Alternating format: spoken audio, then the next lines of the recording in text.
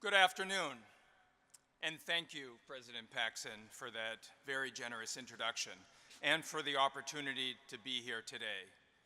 Many thanks to my faculty and staff colleagues, and to all of the students, too, for coming out today as we open the new academic year.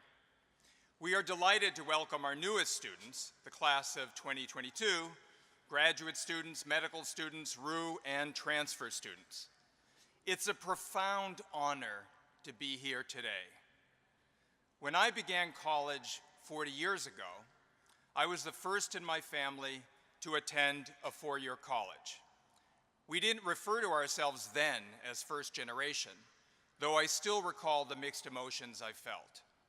I was so excited by all the new people I was meeting, the incredible courses I had enrolled in, the amazing facilities surrounding me, but I also was worried that perhaps I might not have what it would take to succeed in college. Everything seemed so new and unfamiliar.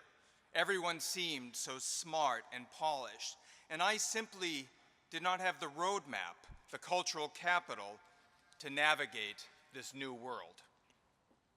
It was all a bit overwhelming at times, but with the help of some great professors and my new friends, I soon learned the rules of the game and threw myself into this new world of higher education.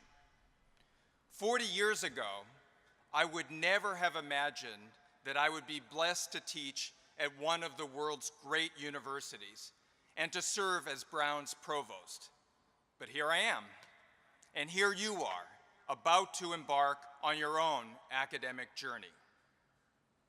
Now today, I want to focus my brief remarks on how we can take full advantage of this incredible opportunity, an opportunity of a lifetime, to reaffirm our core values and strengthen the role of this university and higher education in general as agents of social mobility and positive social change. Now more than ever, our society needs universities like Brown to play this important role. Let me begin by reflecting on Evicted, the book all incoming undergraduates read as part of their orientation program. Evicted is a compelling study that documents the affordable housing crisis facing millions of people in this country today. By weaving together the narratives of 8 Milwaukee families with national statistics and local archival research, the author, Matthew Desmond, sheds light on this staggering social problem. The lack of safe, clean, affordable, and stable housing prevented the families we meet in the book to secure, let alone hold on to, stable employment, attend to basic health care needs, enroll their children in the same school on a regular basis, and to save what little money they had left after paying rent to purchase warm clothes, nutritious food, or even heat and electricity. But even more than presenting us with these compelling family narratives, Desmond makes 3 important points. First, he shows how problems that we often treat as isolated and distinct, unemployment, homelessness, food insecurity, unequal access to good quality education and health care, are all connected, are all pieces of the same self-reinforcing system. Second, through evidence and logic, the book challenges our conventional wisdom. The conventional wisdom holds that poverty leads to homelessness. Evicted instead shows that the lack of safe, clean, affordable, and stable housing leads to poverty and many of its negative consequences. Third, the way Desmond tells the story of these 8 families shows that he feels genuine empathy for them, regardless of their race, their class, or their personal habits. Through his research, we come to understand the experience of these families from their own perspective. This mix of empathy, systems thinking, and the use of facts and logic to overturn conventional wisdom and shed new light on pressing social problems is what I find so compelling about the book and what I also find so exciting about Brown. Each of you is about to embark on a journey that will challenge you to learn new things, develop new skills, and rethink your prior assumptions, your own conventional wisdom about many, many different issues. You will debate these issues with friends and colleagues, and even with some of your professors who might hold completely different views from your own. In the process, if you are open to both challenging conventional wisdom and to being challenged, you will sharpen your ideas and learn and grow in new and expansive ways. This is what university life is all about. And this type of inquiry and debate, free and open and critical and respectful, and yes, even fun, is what Brown promotes each and every day, both in and outside of the classroom. Using facts and logic to shed new light on pressing social problems and overturning prior assumptions, as Matthew Desmond did in Evicted, is what students and faculty at Brown do every day. Let me give you a couple examples. For years, the conventional wisdom held that the moon's surface was completely dry. However, Brown planetary scientists Carly Peters and later Xiaoer Li published research that showed that water actually exists on the moon's surface. This work has completely changed how we think about the moon's geography. Let me give you another example. For years, we have known that the US has higher infant mortality than other developed countries, and most people blame our healthcare system for this unfortunate fact. However, Brown Professor of Economics Emily Oster analyzed data from the US and Europe and found that the infant survival rates during the first medical intensive month of life are comparable across regions. There's no difference at that point.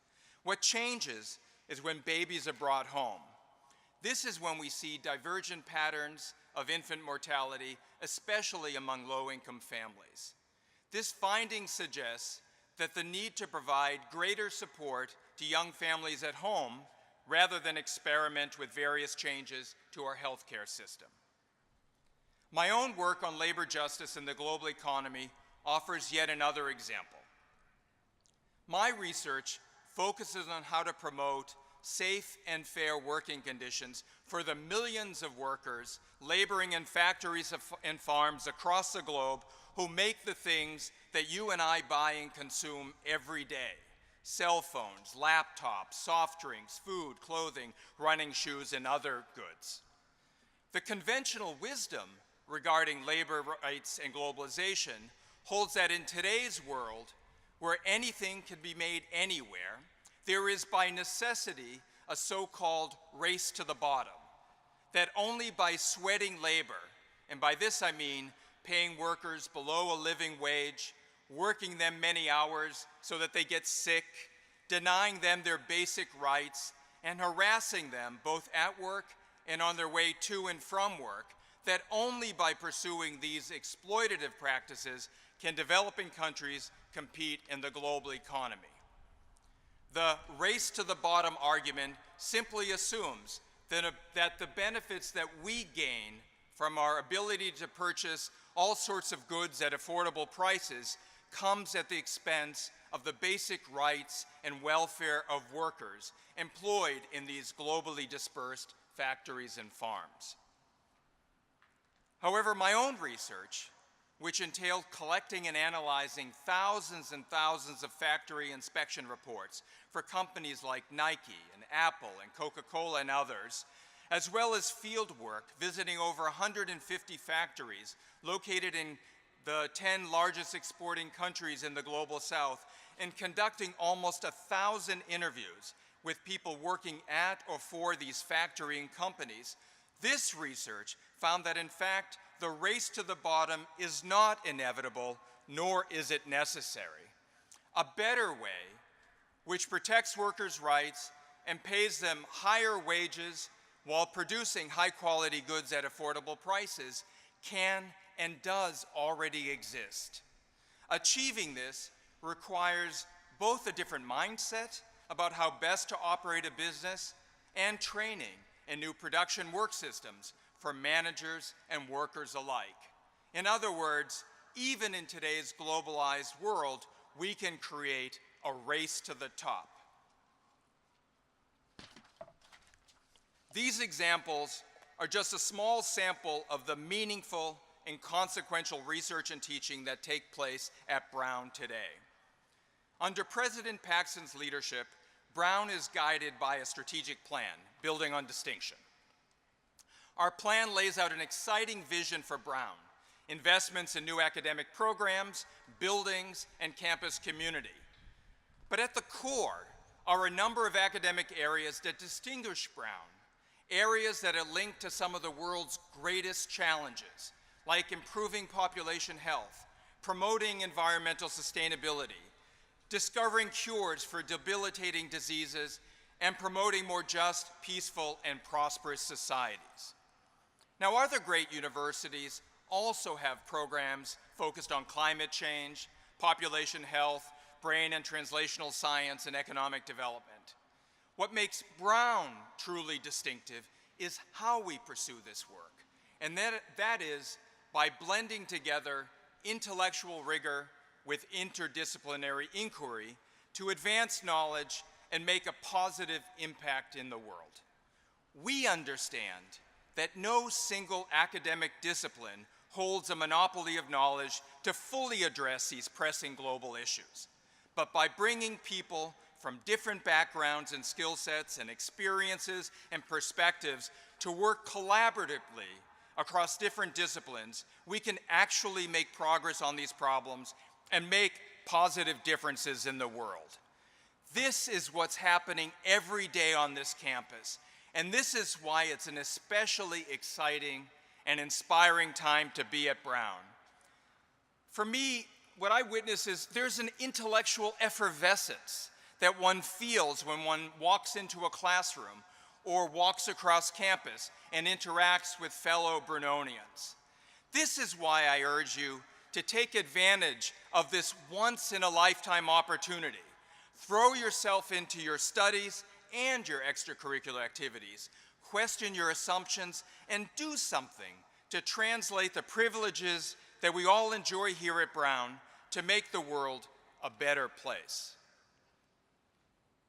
While I cannot overemphasize the value and importance of research, teaching, and service taking place on our campus, it is also true that these are very trying times for higher education and for universities like Brown.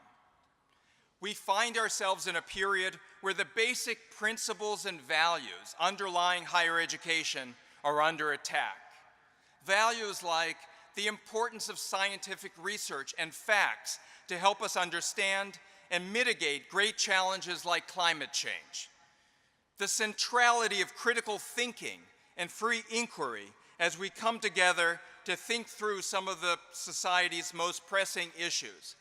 And the fundamental importance of diversity in policies like affirmative action that help us create truly diverse and inclusive communities. Let me offer some evidence of where I see these threats. Now, there have always been science skeptics. Yet a 2015 Pew Research Center study on science and society found that science denial appears to be increasingly widespread and gaining traction. For example, the survey revealed a 33-point gap between scientists and the general public over whether human activity actually impacts climate change. And it does, by the way. The study also found that respondents did not believe that scientists were in agreement about climate change, when in fact, in general, they are. In terms of overall views of the role, value, and impact of higher education, there were two notable polls conducted in 2017 that brought into sharp focus that Americans' views of higher education are increasingly polarized along partisan lines. One of these was a Gallup poll that found, and I'm going to quote, while a majority of Democrats and Democratic-leaning independents, 56%, say that they have a great deal or quite a lot of confidence in colleges, only a third of Republicans and Republican-leaning independents, 33%, hold that same view. Conservative critics believe that universities are too liberal and intolerant of more traditional views, while liberal critics believe that we are too expensive and elitist. Now, I'm not seeking to be political here, and I know that there are many things that universities need to do to address some of the issues raised in these polls. But these days, what we're witnessing is an outright attack on higher education and its core values. This includes recent proposals to tax tuition scholarships and endowments, attacks on particular areas of research related to reproductive health and environmental sustainability, and efforts by both the U.S. Department of Education and the U.S. Department of Justice to roll back policies that allow us to include race as one of the many factors we consider in our admissions decision. This would impact our ability to fulfill our very mission as a university. As I emphasized before, it is precisely by bringing together talented individuals from different national, racial, ethnic, gender, religious, political, class backgrounds, and identities that we are able to challenge and be challenged, and to continue to be agents of social mobility and positive social change. I would also argue that because of the declining support for colleges and universities among the public at large, we have not been especially effective at pushing back on some of these policy proposals, or on others that affect us, such as efforts to ban travel to the United States from a small set of Muslim-majority nations, or in pressing for comprehensive immigration reform to protect the rights of our undocumented and DACA students. We need to regain the confidence of the public and policymakers alike so that we can defend our core values and continue to serve as agents of social mobility and positive social change. You all have a role in this process. Throw yourselves into your studies, get involved in research, question your assumptions and the conventional wisdom, and do something impactful with what you learn while you're here at Brown. Now, my story about being the first in my family to attend a four-year college, which clearly changed the trajectory of my life, is also our collective story about taking advantage of the incredible opportunities offered us at Brown to make a positive impact in the world. But it could also be a story of our future, the future of our society, if we are able to leverage all that higher education has to offer to address some of society's most pressing challenges. So yes, these are both exciting times and trying times, and thus now more than ever, take advantage of this once-in-a-lifetime opportunity. Have fun in the process and help make the world a better place. Thank you, and welcome to Brown.